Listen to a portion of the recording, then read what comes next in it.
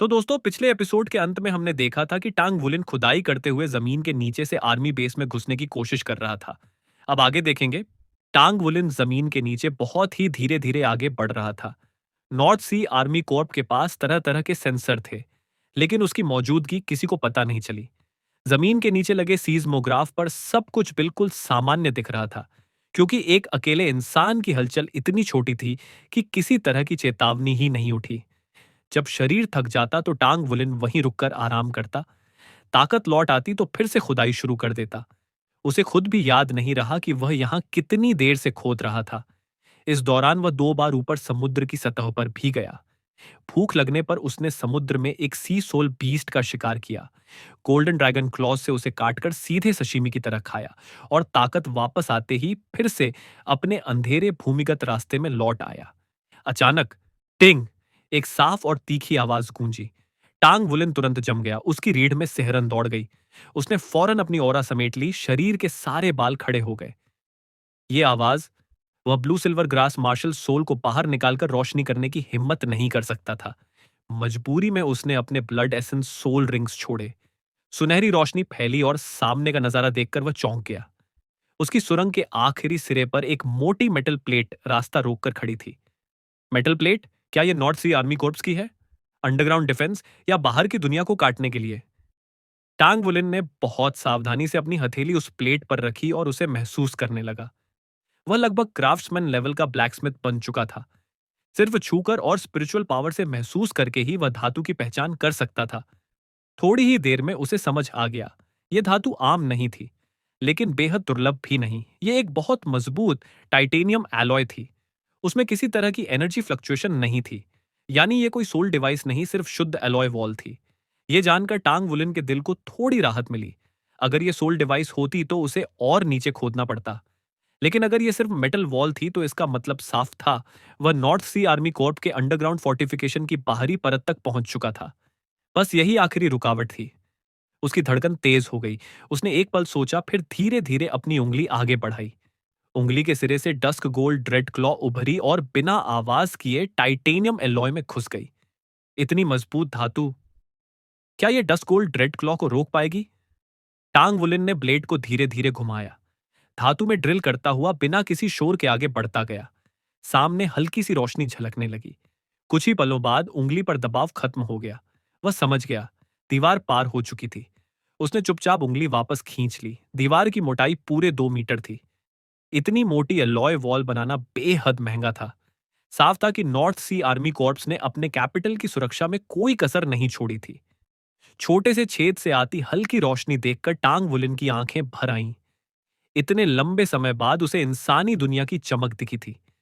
Demon island पर रहते रहते वह लगभग जानवरों जैसी जिंदगी जीने लगा था।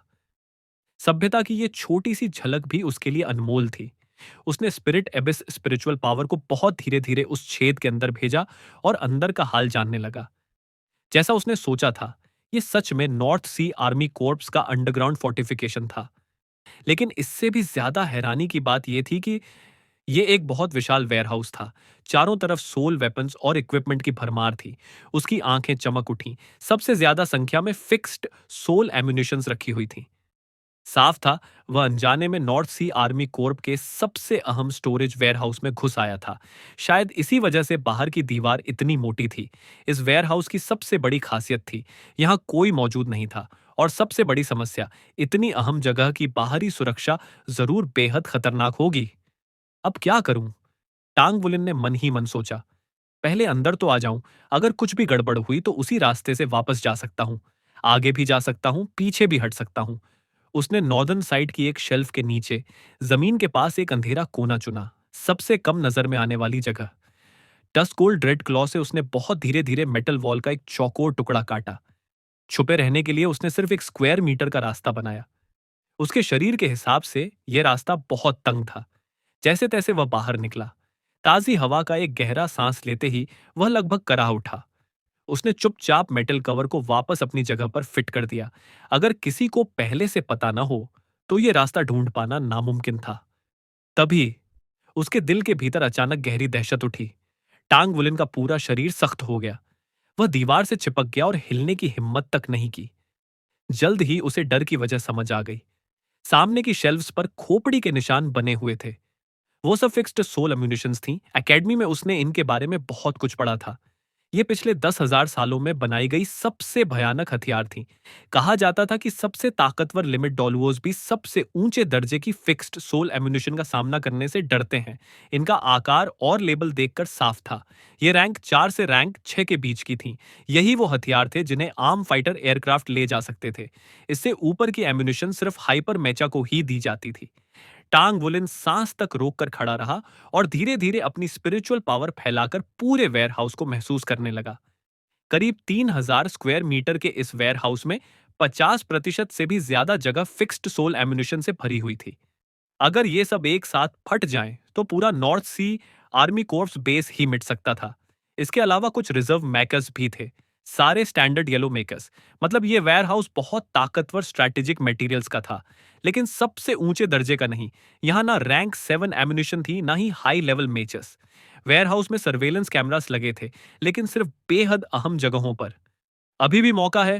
टैंक वुलिन ने एक एक कैमरा की पोजीशन दिमाग में बैठा ली और चुपचाप आगे बढ़ने लगा। सबसे पहले उसे उस छेद से दूर जाना था, ताकि अगर पकड़ा भी गया तो उसका एस्केप राउट तुरंत न दिखे। एक बात अच्छी थी, फिक्स्ड सोल एम्यूनिशन वाले वेयर हाउस में कोई एक्टिव डिफेंस सिस्टम नहीं हो सकता था, वरना गलती से भी हमला हुआ तो तबाही तय थी। उसने चारों तरफ नजर दौड़ाई। वेयरहाउस पूरी तरह सील्ड था। ऑक्सीजन, टेम्परेचर, ह्यूमिडिटी, सब कुछ बिल्कुल तय सीमा में रखा गया था। अब यहां से निकलूं कैसे? दरवाजा तोड़कर बाहर भागना नामुमकिन था। बाहर जरूर भारी सुरक्षा होगी। बिना एक्सेस पास के बाहर निकला तो पल भर में पकड़ा जाएगा। भले ही वह one word battle armour master था, लेकिन नॉर्थ सी आर्मी कॉर्प के सामने सीधी टक्कर लेना बेवकूफी थी। वह सोच ही रहा था कि शायद एक और अंडरग्राउंड टनल खोदना पड़े। तभी पीप पीप इलेक्ट्रॉनिक आवाजें गूंजी। भारी वेयरहाउस डोर धीरे धीरे खुलने लगा। कोई आ रहा है। टांग बुलिन फौरन एक कोने में छुप गया। दरवाजा पूरी तरह खुला और बाहर से कुछ लोग अंदर दाखिल हुए। सबसे आगे चल रही शख्स एक महिला थी, जिसने मेजर की मिलिट्री यूनिफॉर्म पहन रखी थी। उसकी कद काठी इतनी आकर्षक थी कि कड़क वर्दी भी उसके घुमाव छुपा नहीं पा रही थी। लेकिन उसका चेहरा ठंडा और बेरुखा था, जैसे उसे किसी से बात करने में बिल्कुल दिलचस्पी ना हो। उसके भारी बूट्स धातु की जमीन पर टकराते हुए तेज आवाज कर रहे थे। इन्वेंट्री का नतीजा क्या है? जो 2 रैंक 5 फिक्स्ड सोल एम्यूनिशन गायब थीं, क्या उनका कोई पता चला? महिला अधिकारी ने पास चल रहे एक और मेजर से ठंडे स्वर में पूछा। वह पुरुष मेजर करीब 30-40 साल का दिखता था। चेहरे पर जबरदस्ती की मुस्कान लाकर बोला, स्टाफ ऑफिसर शेन, जांच जारी है, लेकिन अभी तक कोई नतीजा नहीं निकला है। इन्वेंट्री काउंट पूरा हो चुका है, संख्या पहले जैसी ही है। स्टाफ ऑफिसर शेन अचानक रुक गई। उसकी निगाहें बर्फ की तरह ठंडी हो गईं। तो तुम कहना चाहते हो कि वो 2 रैंक 5 फिक्स्ड सोल अम्यूनिशन वाकई गुम हो चुकी है? तुम्हें पता है इसका मतलब क्या है?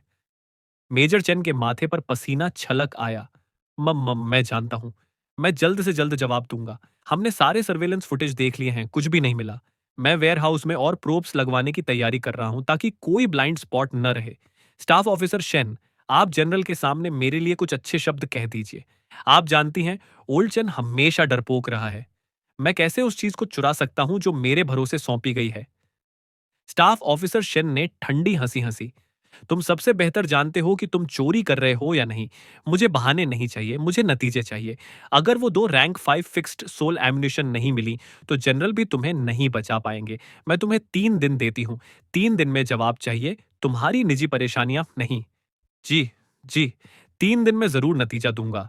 मेजर चेन ने माथे का ठंडा पसीना पोंछते हुए मन ही मन कराह भरी। मुझे वेयरहाउस ले चलो, मैं खुद देखना चाहती हूँ। स्टाफ ऑफिसर शेन का भाव थोड़ा नरम पड़ा। यही मौका था।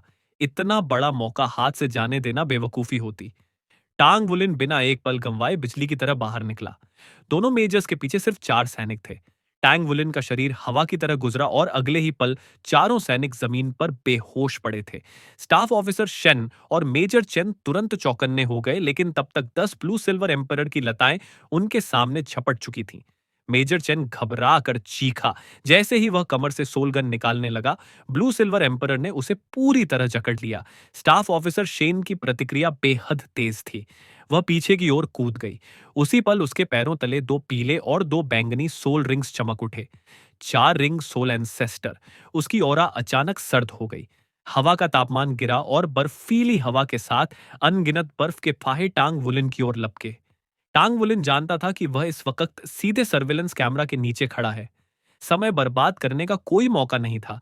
उसके चारों सुनहरे सोल रिंग्स उभरे और तीसरा सोल रिंग चमक उठा। रोर, गोल्डन ड्रैगन रोर की गर्जना से पूरा वेयरहाउस कांप उठा। स्टाफ ऑफिसर शेन का शरीर जोर से हिल गया। उसके चारों सोल रिंग्स उसी पल बिखर गए। चक्कर आने से वह लड़खड़ा गई। गोल्डन ड्रैगन रोर उससे कहीं ज्यादा ताकतवर विरोधियों पर भी असर दिखा चुका था। फिर उसके सामने तो उससे कहीं कम कल्टीवेशन वाली महिला थी। टांग वुलन झपट्टा मारता हुआ उसकी पीठ के पीछे पहुंच गया। उसका बायां हाथ उसके पेट पर था और दायां हाथ उसकी गर्दन पर। स्टाफ ऑफिसर शेन की सोल पावर उसी पल सील हो गई। हिली तो जान से मार दूंगा। टांग वुलिन की आवाज बर्फ से भी ठंडी थी। गोल्डन ड्रैगन रोअर से वह अभी तक पूरी तरह उबर नहीं पाई थी। उसे बस इतना महसूस हुआ कि पीछे से किसी का प्रचंड उग्र ऑरा उसे जकड़े हुए है, जिससे उसका सिर और भारी हो गया। उसका हाथ उसकी पतली कमर के चारों ओर कस गया। उसका शरीर बेहद ठंडा था और पीछे से आने वाली तीखी जलती यांगची ने उसे भीतर तक हिला दिया। बदन सुन्नम पड़ने लगा। दुश्मन शनचिंग समझ चुकी थी, लेकिन वह पूरी तरह बेबस थी। तो तुम बच नहीं पाओगे। शर्म और गुस्से से उसकी आवाज कांप रही थी। उसे कभी किसी पुरुष के इतना करीब नहीं आना पड़ा था। चेहरा वह देख नहीं पा रही थी, लेकिन वह साफ महसूस कर सकती थी कि यह आदमी बहुत जवान है। यह तो बाद में पता चलेगा। टांग वुलिन हल्का सा हंसा और उसे ढाल बनाकर वेयरहाउस के बाहर दौड़ पड़ा। उसी पल तीखी वार्निंग सायरन बज उठी। फिक्स्ड सोल एम्यूनिशन वाला वेयरहाउस रिस्ट्रिक्टेड एरिया था। पूरी बेस में हड़कंप मच चुका था। टैंग वुलिन ने एक हाथ से शन सिंह को काबू में रखा और दूसरे हाथ से उसके गले में लटका एक्सेस पास खींच लिया। स्पष्ट था कि यह सुंदर मेजर नॉर्थ सी आर्मी कोर्प्स में काफी ऊंचे पद पर थी। उसी पास के दम पर टांग वुलिन ने लगातार 3 इलेक्ट्रॉनिक गेट्स पार कर ली। वह जानता था कि वह अब अंडरग्राउंड बेस के अंदर गहराई में है। सबसे पहले ऊपर जमीन तक पहुंचना जरूरी था। सरफेस पर कैसे जाते हैं? उसने पूछा। मैं कभी नहीं बताऊंगी, मारना है तो मार दो। शन सिंह ने ठंडे स्वर में कहा। टांग वुलिन का स्वर शांत था। मार दूं? मुझे क्या मिलेगा? मौत से तो तुम नहीं डरती, लेकिन एक औरत के लिए मौत से भी डरावनी चीजें होती हैं। उसके दाहिने हाथ ने हल्की सी हरकत की। शन सिंह की बाह में ठंडक दौड़ गई और उसकी वर्दी की स्लीव फटकर बिखर गई। आह! वह डर से चीख पड़ी। टांग वुलिन की आवाज उसके कानों में गूंजी। अब समझी कि मैं क्या करने वाला हूं। इतने सारे सर्वेलेंस कैमरास हमें देख रहे हैं। सोचो, अगर तुम्हारा बदन सबके सामने आ गया तो? तुम तुम दरिंदे हो। उसकी आंखों से आंसू बह निकले। टांग वुलिन ने गोल्डन ड्रैगन क्लॉ फिर उठाया। बताओगी या नहीं, वरना अगली बारी पूरी यूनिफॉर्म की होगी। असल में वह ऐसा करने वाला नहीं था। उसे बस सही धमकी चाहिए थी। ओल्ड डेमन नाइटमेयर की ट्रेनिंग के बाद वह ज्यादा कठोर और लोगों की कमजोरियां पहचानने में माहिर हो चुका था। और शेन सिंह जैसी गर्वीली ठंडी औरत के लिए मौत से ज्यादा डर उसकी इज्जत थी। द- दाएं तरफ। आखिरकार वह चीख पड़ी। उसका शरीर कांप उठा। सभी कैमरास के सामने बेइज्जत होना उसके लिए मौत से भी बदतर था। ऐसा हुआ तो न सिर्फ वह, बल्कि उसका पूरा खानदान शर्मसार होता। अच्छा फैसला है, टांग वुलिन बोला, लेकिन अगली बार अगर सीधा जवाब नहीं मिला तो सोचने का मौका भी नहीं दूंगा। वैसे तुम्हारे पास सिर्फ ये टॉप ही नहीं, पैंट्स भी हैं, है ना? कमबख्त! शेन सिंह चाहती थी कि वह उसके सामने वाले को नोच डाले। टांग वुलिन हंसा। मुझसे भी बदतर लोग दुनिया में भरे पड़े हैं। जैसा उसने कहा था, दाईं ओर एक एलिवेटर था। एक्सेस पास स्वाइप करते ही दरवाजा खुल गया।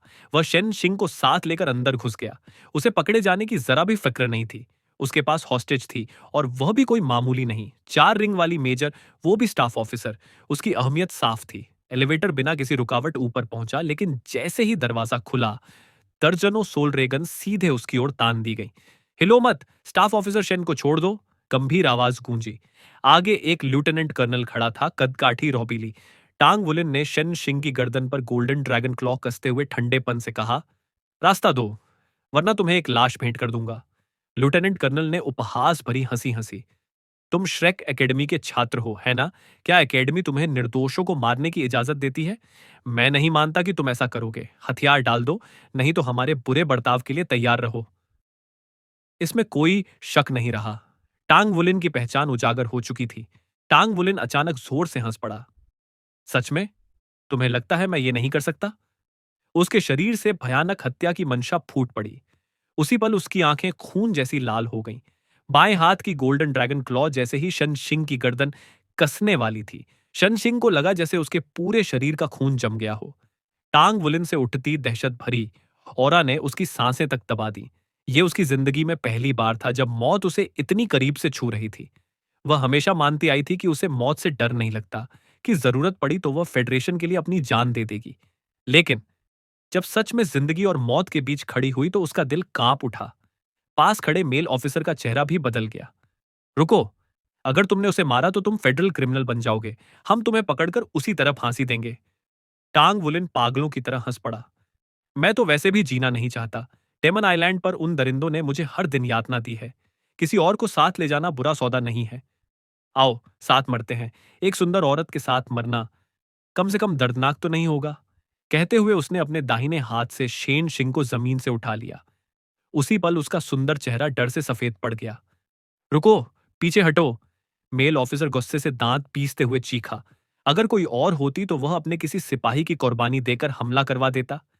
लेकिन शन सिंह अलग थी। वह सिर्फ उसकी प्रेमिका नहीं थी, वह शन युए की बहन थी, जो नॉर्थ सी आर्मी कोर्प की रेजिमेंटल कमांडर और नॉर्थ ईस्ट मिलिट्री कमांड की डेप्यूटी कमांडर थी। अगर शन सिंह को कुछ हो गया तो वह शन युए को क्या जवाब देता? सैनिकों ने मजबूरी में पीछे हटना शुरू किया। सोल रे गन्स अब भी उनके हाथों में थीं। टांग वुलिन ने शेन सिंह को फिर से जमीन पर खड़ा किया और उसे जकड़े हुए बड़े इत्मीनान से बाहर की ओर चल पड़ा, जैसे अपने ही आंगन में टहल रहा हो। कोई भी हिलने की हिम्मत नहीं कर पाया। सबने उसकी ताकत देख ली थी।